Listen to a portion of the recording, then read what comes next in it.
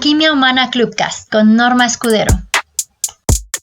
Muchas veces nos falla justamente el manejo del conflicto y especialmente cuando ocupamos roles de liderazgo, cuando tenemos personas a nuestro cargo, es muy importante que podamos tener un buen manejo de los conflictos.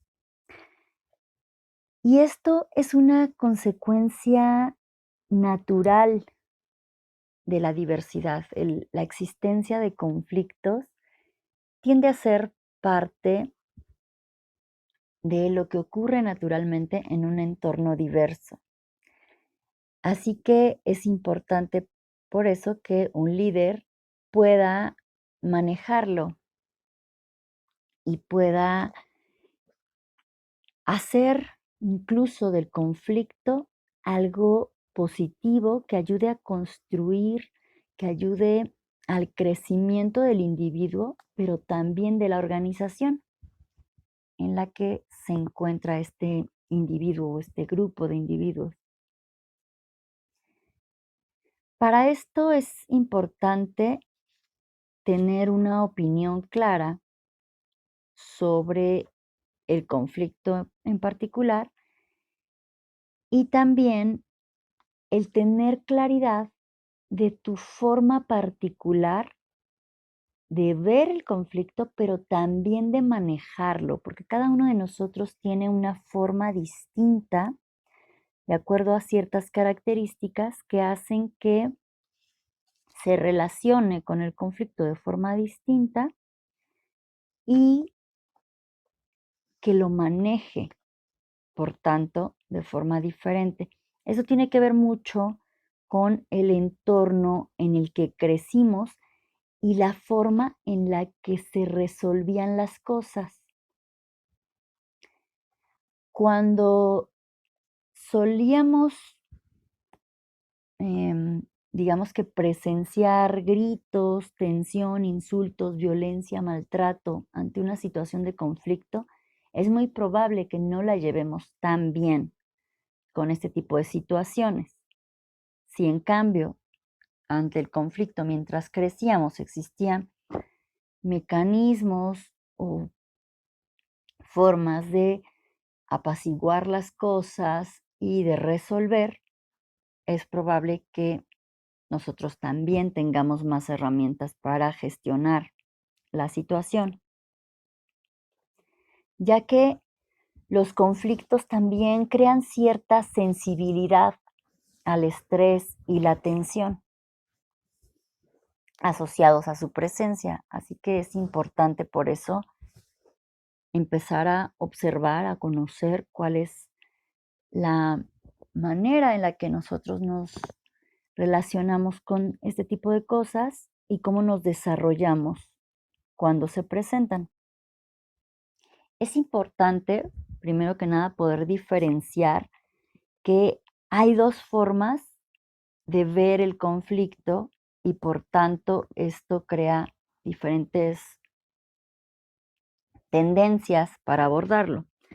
Tenemos una forma que podríamos llamar la constructiva o positiva y esta es cuando ante la presencia de un conflicto se genera un debate, digamos, amistoso, se presentan alternativas, se buscan soluciones, se tiene respeto por las ideas distintas, hay desacuerdos respetuosos y también existe la exploración compartida, donde los puntos se exponen y se puede dialogar y buscar tener una visión cada vez más abarcativa. La otra forma que tenemos también podría ser esta que llamamos muchas veces destructiva o tóxica, también puede ser llamada negativa, en la cual ante la presencia del conflicto existen gritos, insultos, humillaciones, desprecio, degradación, sabotaje, menosprecio y otra serie de cuestiones que dañan a las personas involucradas, pero también hacen un gran daño a la relación y a la organización. Esto va deteriorando de alguna manera los esfuerzos y también va creando una serie de conflictos mayores, o que podríamos llamar disfunciones, donde se empieza a generar un entorno y una serie de dinámicas bastante destructivas que debilitan los esfuerzos de cada uno de los integrantes de un equipo, pero también van acabando con la confianza y afectan el cumplimiento de las tareas o el alcance de las metas, van mermando los logros y por tanto contribuyen al deterioro de la misma organización. Dentro de estos estas dos formas de ver el conflicto, surgen justamente las tendencias o los patrones de manejo del conflicto. Y hay un instrumento que justamente habla de estos modos de conflicto y de la forma que tenemos para manejarlo o esta tendencia o patrón, y se llama TKI o de Thomas Kilmann. Este instrumento nos dice que hay 5 estilos distintos o 5 patrones de gestionar el conflicto. Va dando una serie de elementos a los cuales se van puntuando y nos muestra cuál es la forma o cuál es el estilo, el patrón, la tendencia que tiene mayor presencia y cuál es el que menos en cada persona. Dentro de los 5 patrones o 5 estilos, como le llaman dentro de este instrumento, de conflicto que tenemos, se encuentran el estilo evasivo o el patrón evasivo. Este patrón nos habla de justamente evitar el conflicto y se encuentran las personas que habitualmente se retiran ante la mínima presencia ante la mínima señal de un conflicto o de la aparición de un conflicto. Estas personas tienden a retirarse, guardan distancia, lo evitan. Este es el patrón evasivo. Cada uno de estos patrones nos habla de la forma en la que gestionamos el conflicto en nuestra vida, en nuestras relaciones y en nuestra operación, incluso a nivel profesional. El siguiente es el complaciente. Cuando alguien tiene este patrón complaciente, su tendencia es a poner las necesidades ajenas antes que las suyas. Es decir, para evitar el conflicto o acabar con él, mejor me anulo a mí y le doy todo el valor a las necesidades del otro. Esa es su forma de lidiar con el conflicto o de intentar gestionarlo, mantenerse, digamos que a salvo y reducir la tensión que les produce el conflicto o la posible presencia de conflicto. Les recuerdo que pueden poner sus comentarios o sus preguntas si existiera alguna en el chat o también pueden subir aquí al stage conmigo, son bienvenidos. Y vamos a pasar al tercer patrón, que tiene que ver con estas personas que ante la mínima aparición de un conflicto,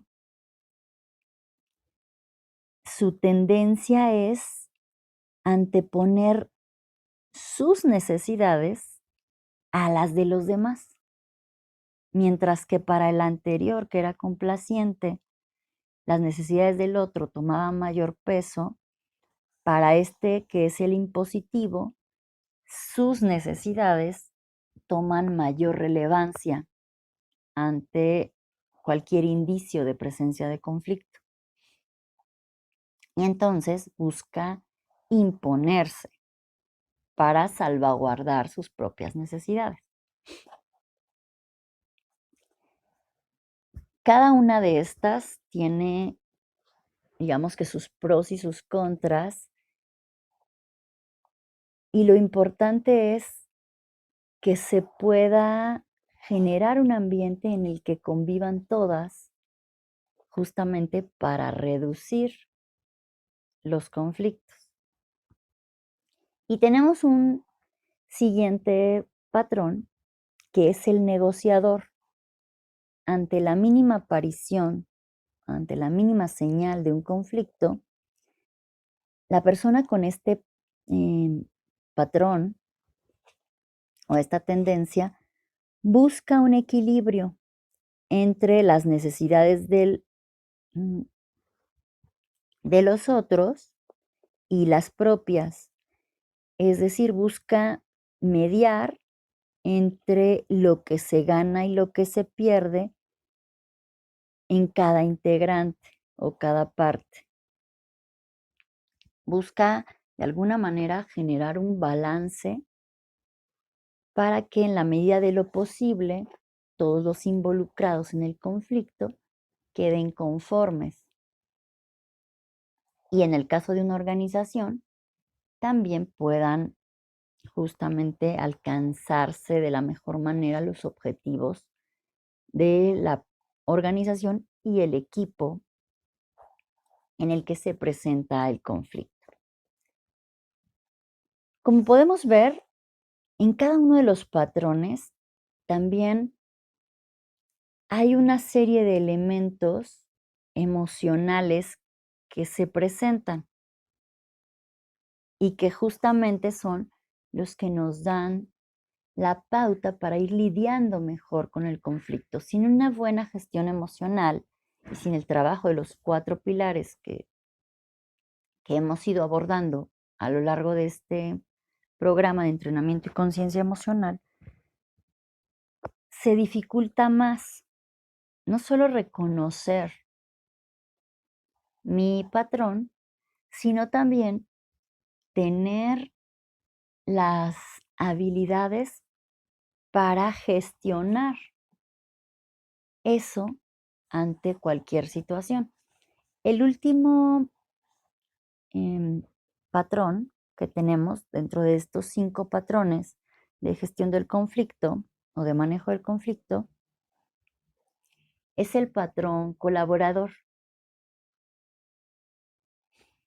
Este colaborador tiene una tendencia a trabajar en conjunto para crear una tercera solución.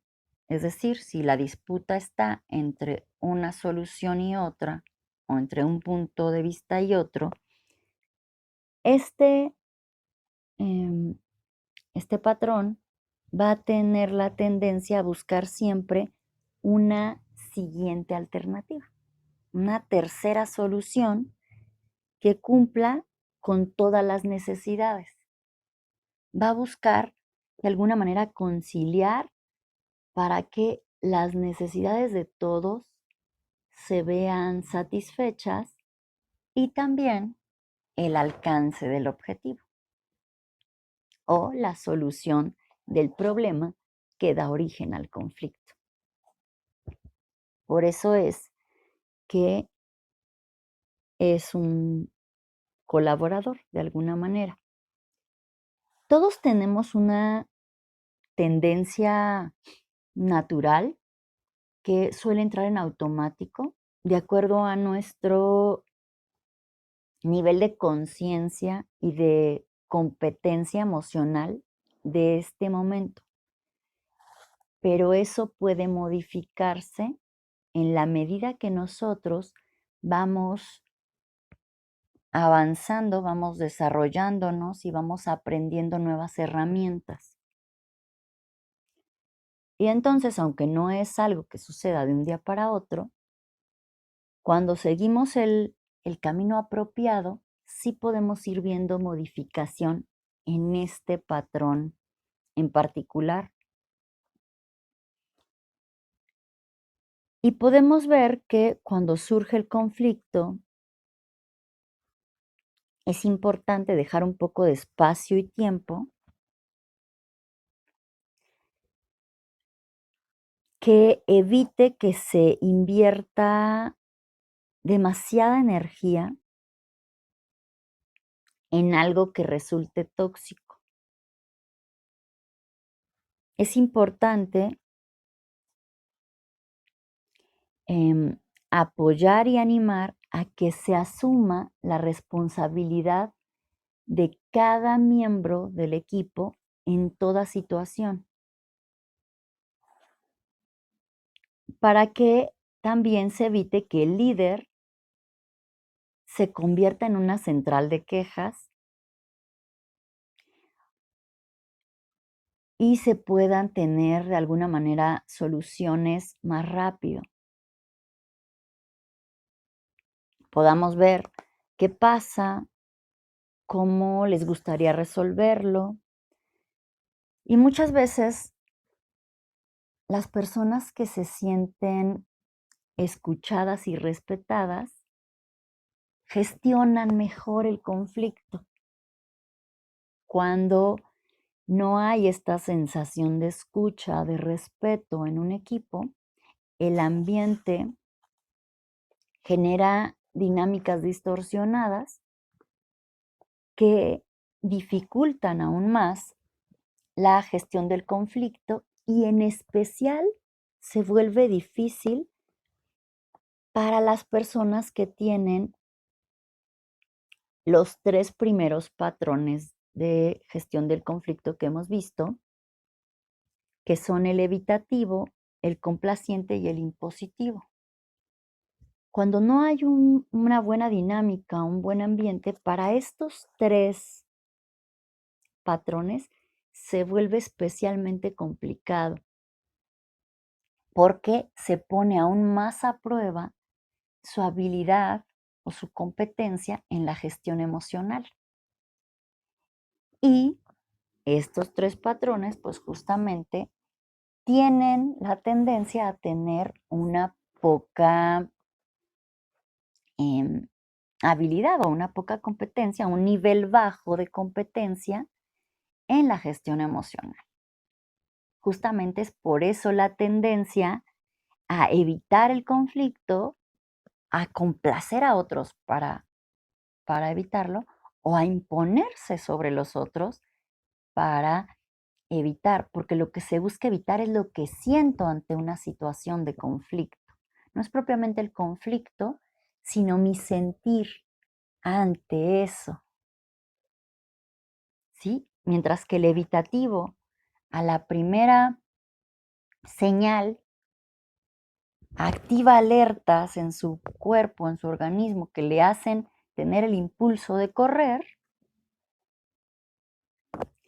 El complaciente, de quedarse, pero quedarse pues como anulado, ¿saben? Como si se quedara paralizado, no es que propiamente se queda paralizado, pero se queda anulado. Por tanto, las necesidades del otro toman mayor relevancia que las propias. Y en el caso del impositivo, pues se activa esta alerta que le lleva a la lucha, a buscar imponer su necesidad y su voluntad, a tomar como este ataque, esta actitud de pelea. ¿Sí? ¿Cómo ves, Pepe? Bienvenido. ¿Cómo está, Normita? Muy buenos días. Buenos días a todos en la sala, aquí en el aeropuerto esperando abordar. Subí porque está bien interesante, porque partimos desde la base de cuando hay un conflicto, ¿no? Y generalmente es cuando una o más partes difieren de la parte central que está a cargo de lo que sea, ¿no? Cualquier razón o cualquier razón, cualquier actividad o cualquier, sí, mayormente una actividad en curso, ¿no? Entonces es cuando chocan estas partes o cuando hay una diferencia, pero que mayormente tiene que ver a la perspectiva de cada uno de nosotros, ¿no es cierto? Porque pues, evidentemente aquí los 7 que estamos en la sala todos tenemos la razón, pero no necesariamente es la correcta.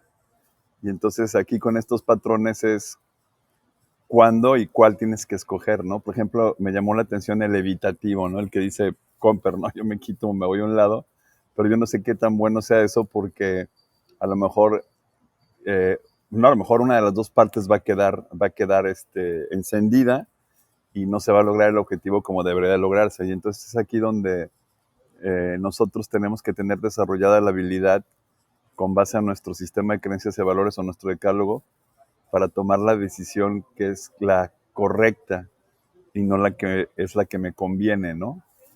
Pero escuchándote en los 5 patrones, creo que una clave, y es lo que te quiero preguntar, tiene que ver con la imperturbabilidad, ¿no? ¿Qué tanto mantengo yo ese control para decir, a ver, esto no me va a hacer estallar, no me va a hacer salir de mis casillas, o sea, me voy a mantener en control para poder tomar esa decisión o aceptar la decisión que se tome? Si va por ahí, Normita, si es como debería yo de gestionar mis conflictos. Sí, en gran medida tiene que ver con de qué manera mantengo la claridad mental, porque recordemos que algo que sucede cuando se activan las alertas de nuestro cuerpo, es decir, que tenemos esta sensación de estar en peligro, es que se produce algo conocido como el secuestro de la amígdala. Toda la irrigación de sangre y oxígeno es como si hiciera un corte que no llega igual a la cabeza para llevar toda la concentración de la energía a las extremidades, justamente para huir, como sería el caso del evitativo, para mantenerse como en pie, aunque no luche, sino simplemente mantenerse ahí, como puede ser el caso del complaciente, y para luchar, como es el caso del impositivo. En, en, este, en esta situación, ante una diferencia en la que se siente que no se tienen los medios para, de alguna manera, manejar la situación y gestionar lo que ocurre, ¿no? Esta parte es importante porque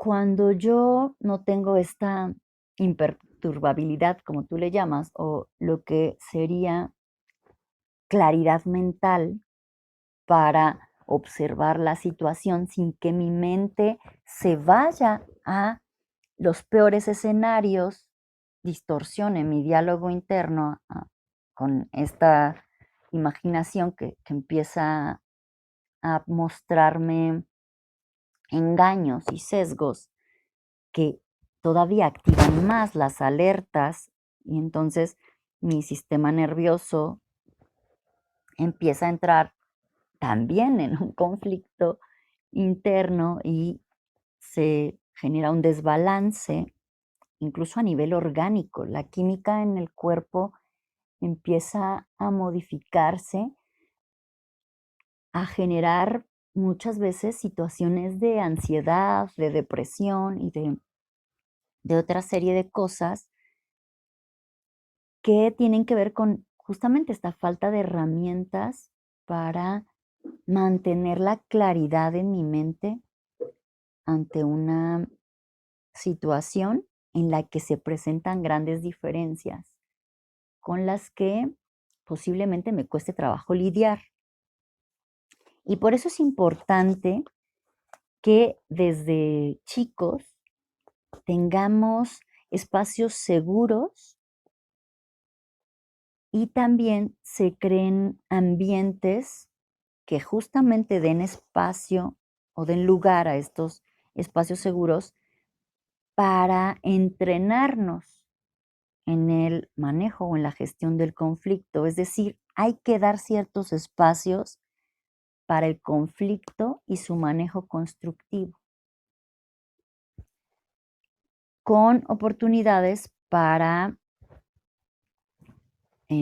discutir, dialogar o hablar sobre las diferencias, incluso también para observarlas y poder gestionar lo que ocurre en torno a ellas. Algo interesante en estos, por ejemplo, los juegos colaborativos, que son todo un reto porque incluso para los adultos, pues se nos educó muchas veces con una tendencia al juego competitivo y cuando se nos presenta un juego colaborativo, no sabemos muy bien cómo manejarlo y suele generar conflictos o sacar a relucir dinámicas disfuncionales que se encuentran ya previamente en los equipos. Cuando esto se hace con los niños o en una edad, por ejemplo, más temprana, como la adolescencia, una cosa que aparece mucho, que yo he visto mucho, es la frustración y una gran dificultad para manejar esa frustración. Muchas veces incluso en los adultos que acompañan a niños y jóvenes que están participando en estos juegos colaborativos, y como el adulto tiene dificultad para lidiar con la emoción que le genera ver a los grupos de chicos conflictuados y frustrados, sin saber cómo resolver las situaciones a los que los lleva la colaboración o la necesidad de colaborar, se tiene una muy marcada tendencia a evitar, por tanto, el uso de juegos colaborativos. Es decir, a reducir los espacios en los que se pueda presentar el conflicto. Recuerdo una ocasión que hablando de intervención en crisis y prevención de situaciones de crisis con una persona que dirigía un albergue para niños que venían de la calle o que habían vivido en calle, me decía, no, la mejor manera de evitar la crisis, de manejar una crisis es evitarla, que no se presente. Y yo, pero es que ¿cómo van a aprender a manejar la crisis si no se presenta la crisis?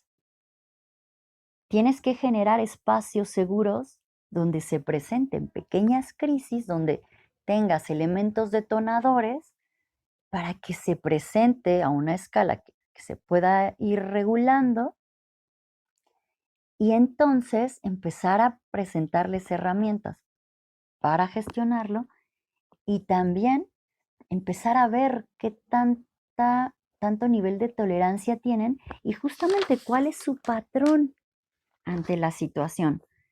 Porque una vez que lo ubicas, puedes ir justamente entrenando la gestión del conflicto y fomentar espacios de diálogo.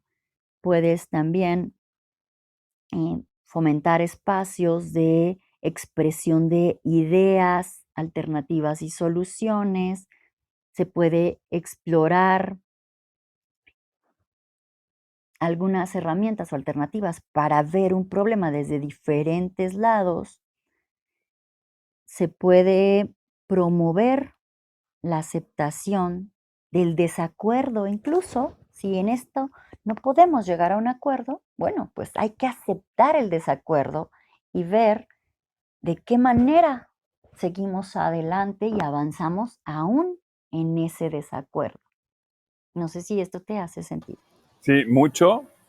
Y ahorita que se hace esto de la presencia de la crisis, que la tiene que ver para poder atenderla, a eso precisamente me refería, y cuando como tú lo dices, la claridad mental es que podamos tener esta crisis bajo control, es decir, que no se convierta en un caos. O sea, crisis va a haber siempre muchas y todo el tiempo. O sea, yo creo que es la esencia de la vida, los problemas, ¿no? Pero mientras lo mantengamos en crisis, es decir, tenemos el control, ¿no? Y no se sale, porque ya cuando sale de control ya se hace un caos y ya ahí sí viene todo el problema, ¿no? Pero en esta parte de los juegos colaborativos, y a mí me resulta muy sencillo entenderlo, al igual que a ti, seguramente a muchos más en la sala, es porque conocimos lo que desde niños nos enseñaron como el sistema de patrulla. Es decir, aprender a soltar el liderazgo, compartirlo con los demás miembros del equipo, para que en un momento dado del ejercicio sean ellos quienes tomen las decisiones. Evidentemente, el líder responsable, si ve que esa decisión que se va a tomar puede poner en peligro la integridad del equipo y sus personas, o que se vaya a caos la crisis, pues es donde él toma el control. Pero si no les da la oportunidad de tomar esa decisión, de ser la persona posición uno, como yo lo llamo aquí en Clubhouse, que es la que tú ocupas ahorita, yo nunca voy a sentir como un comoderador, que es la presión de tener la responsabilidad de la sala. Si hubiera un conflicto ahorita en la sala, tú eres la persona a la que lo tienes que resolver. O sea, sobre tus hombros recae esa responsabilidad. Si yo no tengo esa responsabilidad, va a ser poco probable que yo avance y que aprenda a manejar una situación de crisis, y seguro se me va a hacer un conflicto, ¿no? Que se me puede salir de las manos. Entonces, esto me parece muy, muy interesante, porque de todas las veces que he tenido, que son muchísimas veces que he tenido crisis y conflictos, en mi personalidad, que es súper explosiva, lo que más trabajo me ha costado es desarrollar, y ya lo hablaste en otra sala, del dominio propio, para mantenerte dentro de ese parámetro de, a ver, espérate, no explotes. Porque cuando exploto, o sea, que me convierto así, que entro en modo Hulk, pierdo toda la claridad mental y entonces tomo decisiones muy equivocadas que siempre me hacen que pierda y que ponga en riesgo lo que está sucediendo, y que luego después, a los cuantos minutos de que pasó, viene ese juicio de, wow, yo tuve la mayor culpa, lo hice más grande y dejé que se fuera de mis manos, ¿no? Cuando yo lo tenía y lo podía controlar, siempre y cuando mantenga esa tranquilidad, ¿no? Estar imperturbable. Y que ese concepto me encantó, que ya se los he dicho, que lo conocí aquí en Clubhouse con el estoicismo, ¿no? Pero, ¿qué nos aconsejas tú desde tu perspectiva para que cuando estamos en esa situación donde ya la aguja de presión está yendo a máxima potencia, y que aunque nosotros estemos haciendo ese gran esfuerzo, se nos pueda salir de las manos? ¿Qué deberíamos de ser? ¿Deberíamos de ser más negociadores? ¿Deberíamos de ser más complacientes? ¿Hacia dónde tenemos que inclinarnos para no salirnos? O sea, para poder soltar eso que tenemos ahí, a bien de que otra persona se haga cargo y lo resuelva. ¿Qué podríamos hacer, Normita? Mira, los patrones que tienen una tendencia mayor hacia esta gestión del conflicto, que podríamos llamar positiva o constructiva, de la que les hablaba primero, son el negociador y el colaborador.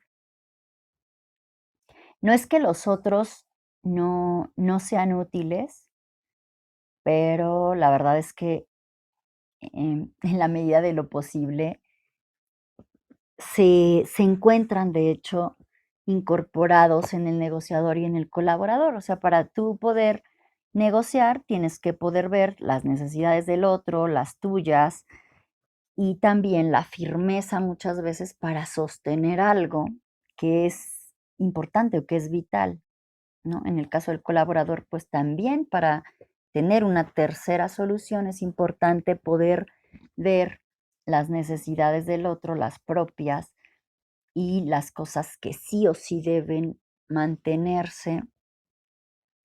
Entonces, digamos que los dos patrones que es importante que se trabaje para llegar a ellos son estos dos, pero cuando no es mi patrón,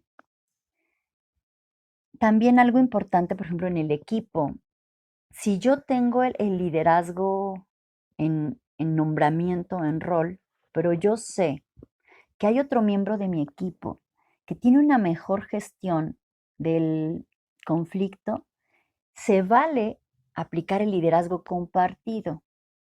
o situacional. Ante esta situación, yo doy un paso de costado y entra en el rol la persona que tiene la habilidad o la competencia para gestionar esto de la mejor manera con respecto al objetivo que tenemos. Porque recordemos que el sentido de los equipos y de los sistemas organizacionales es en base a los objetivos. Todos nos reunimos para alcanzar un objetivo. Eso es algo que para ti y para mí, bueno, queda claro justo por lo que decías, el sistema de patrulla con el que crecimos en nuestra formación Scout. Y algo que se puede hacer y que es muy importante, yo recuerdo desde los 10, 11 años que yo empecé a ser guía de patrulla, em, fue algo que me quedó muy marcado, la importancia de generar estos entornos seguros para la gestión del conflicto, para entrenar la gestión del conflicto y para entrenar la operación del equipo ante el conflicto.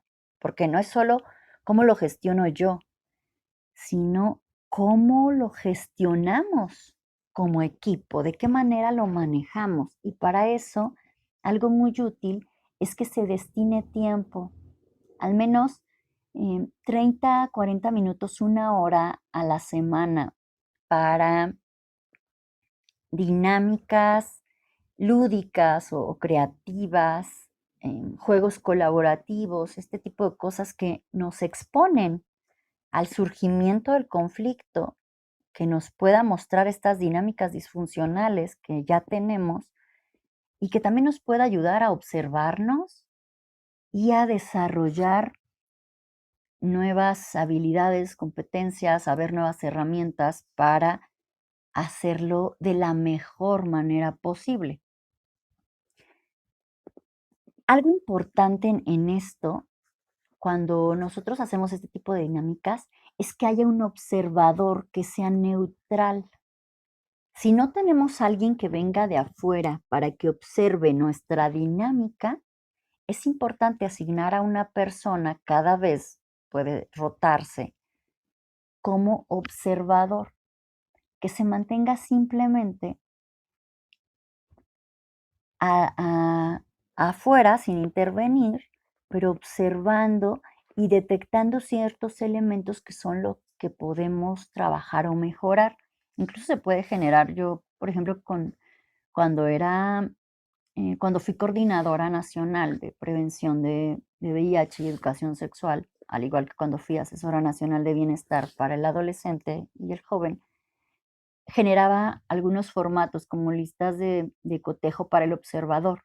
Entonces, era más fácil para el que cumplía el rol del observador en los equipos ir viendo, ¿se presentó o no se presentó?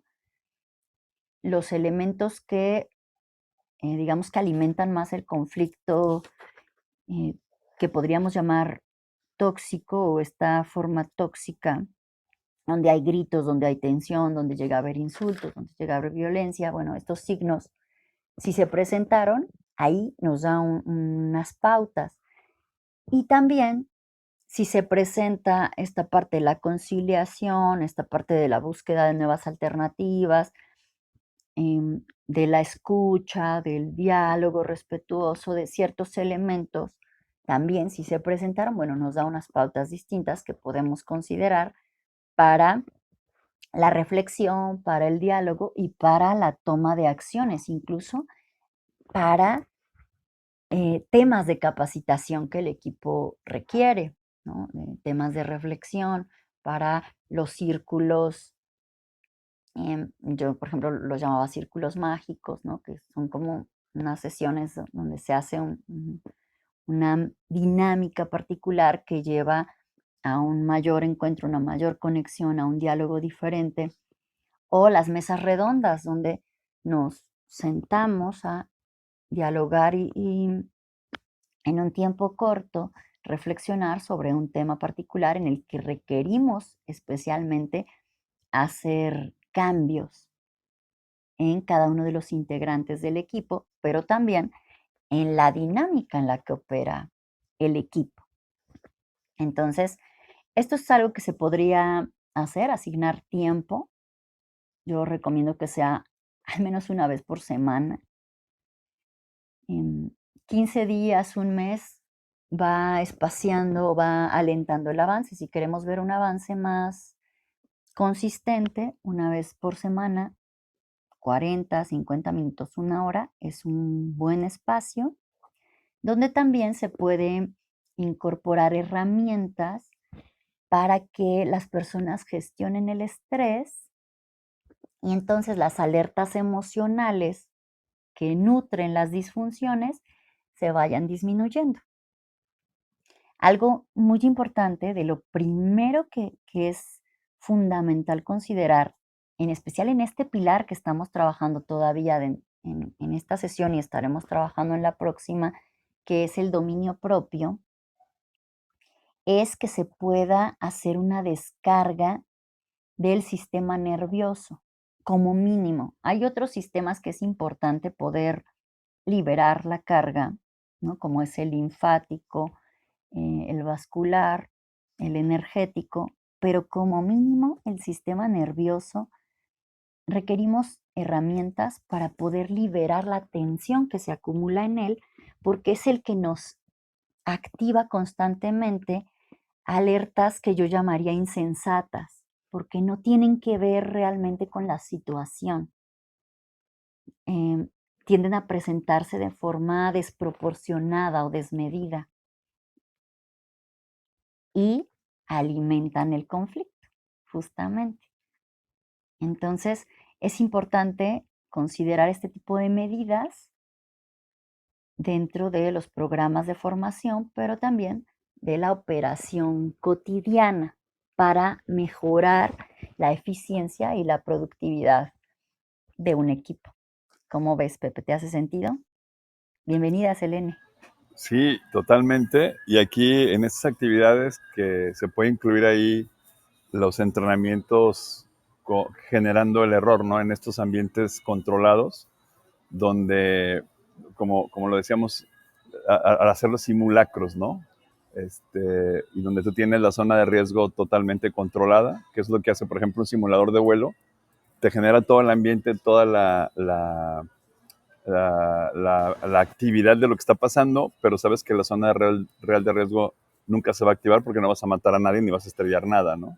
Y entonces tú tienes el riesgo controlado. Aprender en base al error a manejar las situaciones de presión, que es muy importante saber trabajar bajo presión, aunque yo también no lo recomiendo que se, ¿cómo se llama? Que se deje que caigamos en la presión. O sea, yo lo digo así, sé trabajar bajo presión, pero no me gusta. Y entonces te previenes para no caer en ese momento. Pero cuando caes en el momento en que tienes que trabajar bajo presión, sabes qué hacer. ¿Qué es lo que tú decías ahora? ¿Cómo quieres que un niño aprenda a manejar una situación de crisis si no lo dejas estar en el control, si no lo pones en una situación de crisis?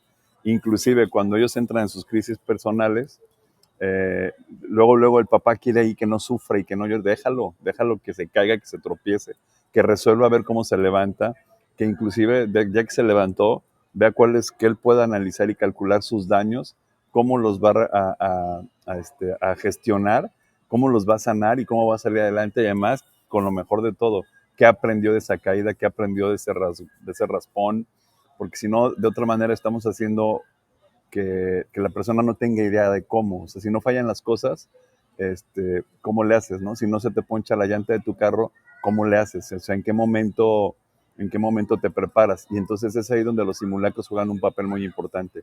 Hagámoslo en un escenario controlado, donde tú sabes que no vas a dañar a terceros, pero que sí puedes tomar no al 100% la experiencia, porque no es lo mismo resolver un problema cuando tú lo generaste y lo mantienes en control, a cuando ya pasa en la vida real, ¿no? Es lo que pasa con los simulacros de los temblores, pues que nadie los cree, nadie los atiende, vas de mala gana, pero no te aprendes la lección completa de, oye, esto puede pasar, ¿no? Y eso es lo que aprendimos en el sistema de patrulla, que por ahí les dejé el enlace para quien lo quiera ver. Delegar la responsabilidad. También el líder tiene que aprender a que tiene que ceder el control a alguien más para que él tome la decisión, ¿sí? Estar atento de que no se haga una crisis mayor o un caos, pero que dejar que la otra persona diga, ok, tú eres posición 1, y resuelve, ¿no? Entonces sí me parece fenomenal. Y esto que nos sugieres de 1 hora entrenarlo a la semana, por lo menos, me parece fenomenal. Muy buenos días, El. Sí, así es, porque cada vez además se vuelve más importante hoy en día con los riesgos a al daño a la salud mental, que además es una situación que se está incrementando en el mundo. Se vuelve todavía más importante que sepamos gestionar el conflicto y también, bueno, el tema del que vamos a hablar la siguiente semana, que es cómo manejamos el cambio.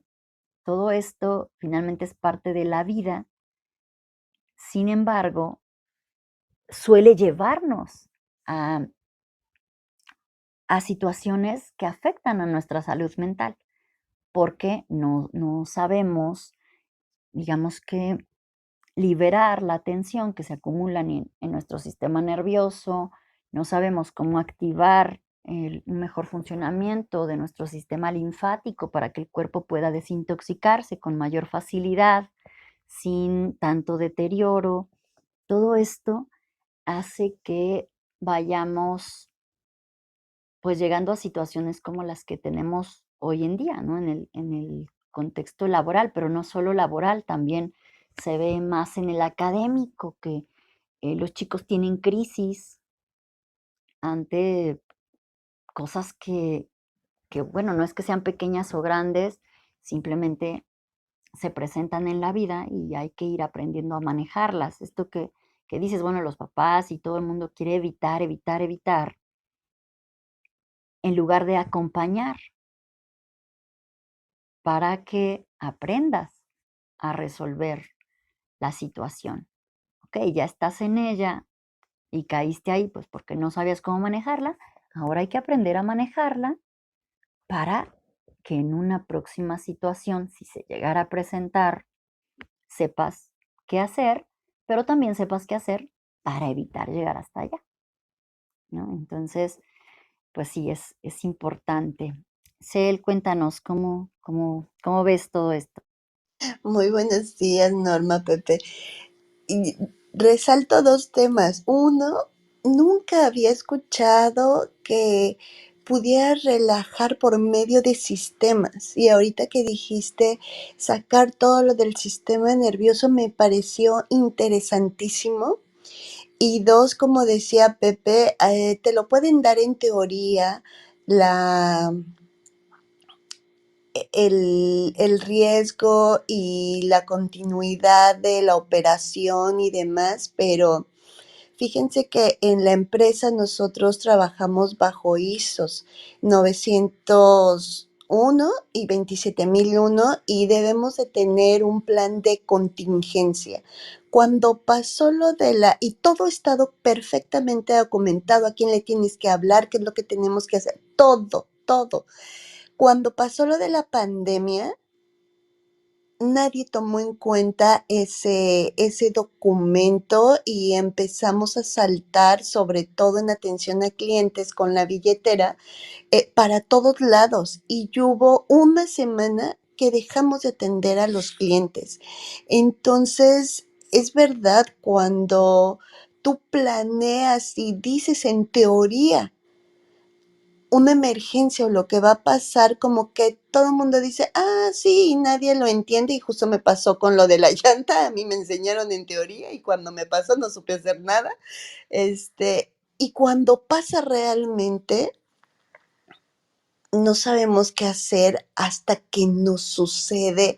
Y qué importante y qué riesgoso se me hace eso, sobre todo en los negocios, ¿no?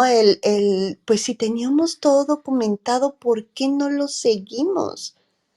Pero realmente decírtelo en teoría es muy diferente a guiarte viviendo la contingencia. ¿Qué te parece, Norma? Sí, me hace todo el sentido porque finalmente esto no es solo de aprenderte un manual, es de entrenarlo. Por eso, esta parte que decía Pepe hace un rato de los simulacros, yo les decía, por ejemplo, en la sala con Olguita de los drones, la importancia del entrenamiento. porque justamente es donde debes incluso propiciar, justamente es un entorno seguro, vas a tener un riesgo controlado que tú vas de alguna forma a propiciar para ver que ese manual lo puedes seguir ya en la situación, porque cuando entra en juego la memoria emocional y todo esto de lo que hemos hablado en otras salas dentro de este mismo programa, es que se produce esto conocido como el secuestro de la amígdala, en el que andamos como pollos sin cabeza, porque justamente se pierde la claridad mental. ¿Y quién se va a acordar de un manual cuando no hay claridad mental? ¿Qué paso seguía? Pues quién sabe. Es más, había pasos. La verdad es que es difícil que te acuerdes porque el razonamiento pasa a otro plano. El, Todas las funciones mentales no entran en juego cuando hay una alerta en el organismo. Y entonces, pues obviamente todo está desbalanceado en ti. Tu pensamiento, aunque logres pensar, no va a ser precisamente claro. Y la calma activa va a ser algo generalmente muy lejano. Por eso les decía, como pollo sin cabeza. No sé si alguna vez han visto un pollo sin cabeza, pero yo recuerdo mucho y la tengo muy, muy grabada la imagen de cuando un pollo le arrancan la cabeza y muchas veces el cuerpo se va corriendo y alcanza a correr un buen tramo y corre como pues sin control a- hasta que choca con algo o la energía que había en ese cuerpo se termina y cae rendido. Así nos pasa también a nosotros con las situaciones de conflicto, que se nos olvidan los pasos a seguir, se nos olvidan los manuales cuando no lo hemos entrenado, cuando no hemos logrado, de alguna forma, hacer algo que yo llamo reconfiguración emocional. Es decir, las alertas que antes se activaban en mi cuerpo, que detonaban en el sistema nervioso este corte que se conoce como el secuestro de la amígdala, les decía, cuando yo las modifico, entonces esas alertas insensatas que se presentan de alguna manera un tanto sin sentido, empiezan a disminuir o a desaparecer de manera que ante ciertas situaciones que no son un riesgo que atenta contra la vida, pueden ser un riesgo que atenta contra el cumplimiento del objetivo, pero no ponen en riesgo mi vida ni la de nadie del equipo. Y entonces yo puedo pensar y ahí sí puedo operar lo que dice el manual, seguir los pasos, porque ya no se activa esa alerta que nubla mi visión y mi pensamiento. No sé si les hace sentido esto que les comento.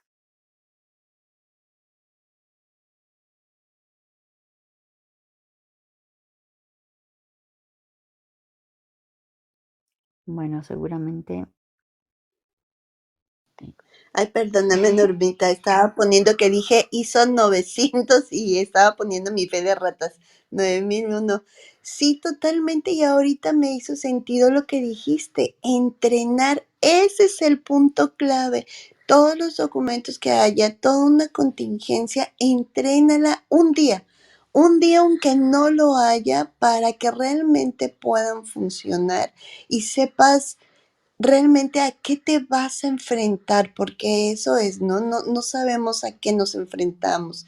Y como decía Pepe, en los simulacros de terremoto, pues sí, el piso está plano, no se mueve, puedes salir perfectamente caminando rápido, pero el día que tiembla, cuando se te mueve el piso y te avientas hacia las paredes, pues no es tan fácil caminar, no es tan fácil mantener la calma cuando empiezan a hacer ruido las paredes, pues tu sistema de alerta se eleva al 200% y te hace hacer cosas que se supone que en el simulacro bajo las reglas que te van repitiendo, no corras, no grites, no empujes, no corras, no, se te olvida totalmente. Qué importante y muchísimas gracias por el tema, Norma. Gracias. Y fíjate que algo importante en los simulacros es generar un cierto nivel de tensión. Por ejemplo, con el caso de los terremotos aquí en la Ciudad de México, la verdad es que ya la gente va en la chorcha, platicando, viendo el celular, pues porque sabe que es un simulacro. Entonces, algo importante cuando se prepara un simulacro es que haya un equipo que esté generando un cierto nivel de tensión y también observando la reacción de la tensión, o más bien del equipo ante la tensión que se genera con estos elementos. Sí es importante que se generen de manera controlada elementos estresores durante los simulacros y que sean siempre distintos y desconocidos por el equipo que participa en el simulacro para que tengan efecto. Y entonces se pueda ver o se pueda evidenciar todo patrón disfuncional que puede surgir en una situación real, ¿no? Esta parte es importante porque es la que nos va a dar las pautas. Y ante el conflicto, pues incluso se puede hacer juegos que asemejen o que simulen como juegos de roles y una serie de cuestiones que permitan esto. O sea, por ejemplo, con los juegos de roles, bueno, si todos tienen que conocer esta serie de pasos, este manual para responder a tal situación, pues hoy se enfermó, no sé, el encargado. No vino a trabajar y se presenta esta situación y entonces todo el resto del equipo tiene que responder a esa situación, ¿no? Este tipo de cosas pueden ayudar a que se vaya permeando también la información y en los scouts se usa mucho que dices, bueno, el líder, o en este caso en los scouts, en las patrullas ya está asignado un líder, así que quitas al líder, que se llama guía, esa posición, al guía de cada patrulla y dejas que entre en función el subguía, que es como su relevo, ¿no? Y después les quitas al subguía, o sea, los dejas sin guía y sin subguía, para que entre el que sigue. Y así los vas haciendo para ir sacando de funciones al que ya sabe bien operar la situación y guiar al equipo, para que todos aprendan a cumplir el rol de guiar al equipo, por si el que era responsable de eso no vino el día que se presentó la situación, justamente, ¿no? Entonces, bueno, eso es importante. Este tipo de cosas se entrenan y los entrenamientos, incluso de manera lúdica, nos permiten observar disfunciones y generar programas de capacitación para la mejora. Entonces, bueno, pues me dio mucho gusto compartir con ustedes este tema en esta sala que por primera vez llevamos a cabo en domingo y estaremos en adelante llevándola en este día y horario para que sepan que aquí pueden encontrarnos. Y bueno, pues no sé si quieres darnos tu comentario final, Pepe, en caso de que estés disponible. ¿Con qué te vas de esta sala? Y si no, pues bueno, muchísimas gracias por acompañarnos. Cel, ¿qué te llevas de esta sala? ¿Qué quieres comentarnos para ir cerrando? Dos temas importantísimos que tocaste. Uno, el entrenamiento y otro, el simular bajo la misma presión de ese momento y quitar a ese líder para que los demás sientan también la responsabilidad y no, ay, tenemos a alguien que lo sabe, ¿no? Ay, ¿y qué tal si ese día no fue? ¿Quién más lo puede saber, no? Eso me llevó. Muchísimas gracias, Norma, y una disculpa, estoy acá una hora antes y decía 8, dije, las 8 de acá. Y entonces cuando veo digo, ay no, eran las 8 de allá, de la Ciudad de México, una disculpa. No te preocupes, así pasa a mí también cuando hay cambio de de uso horario que me desplazo a otra ciudad, me llega a pasar ahí un poquito, pero no te preocupes, lo importante es que pudiste acompañarnos, un placer compartir con ustedes y tengo aquí en el chat una pregunta de Olga que dice que desde qué edad debemos hacer esto. Pues mira, yo lo he hecho incluso con niños de preescolar, obviamente pues se hace jugando y les ponemos situaciones muchas veces creativas que van a detonar cierto nivel de frustración y de desacuerdo entre ellos para que practiquen justamente ponerse de acuerdo y estos elementos con niños de primaria, secundaria, preparatoria, lo vamos incrementando un poquito el nivel de dificultad, em, actividades también un poquito más largas, más, digamos, elementos que podrían detonar un poco más de desacuerdo, diferencias de opiniones y esto para que vayan presentándose. La verdad es que las primeras veces se interviene poco, más bien se observa para ver justo qué es lo que surge y después ya se va interviniendo y la idea también es que también cuando se hace con niños, mientras más temprano mejor, eso siempre.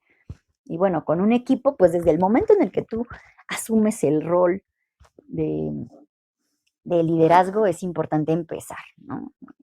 Con una persona, pues mientras más temprano mejor y con un equipo también. Mientras más temprano inicies, es mejor. Y con base en lo que vas viendo, es importante generar un plan de formación o de capacitación para ir dotando de las herramientas que se nota que están haciendo falta. Y entonces poder tener avances en esto. Y bueno, pues si no hay más preguntas y comentarios, muchísimas gracias por haberme acompañado en esta sala de domingo tan temprano. Y nos estamos encontrando el próximo domingo a las 8 de tiempo de México con el tema de el patrón de manejo o de gestión del cambio. Así que los esperamos por acá. Les mando un abrazo y nos estamos encontrando la próxima semana.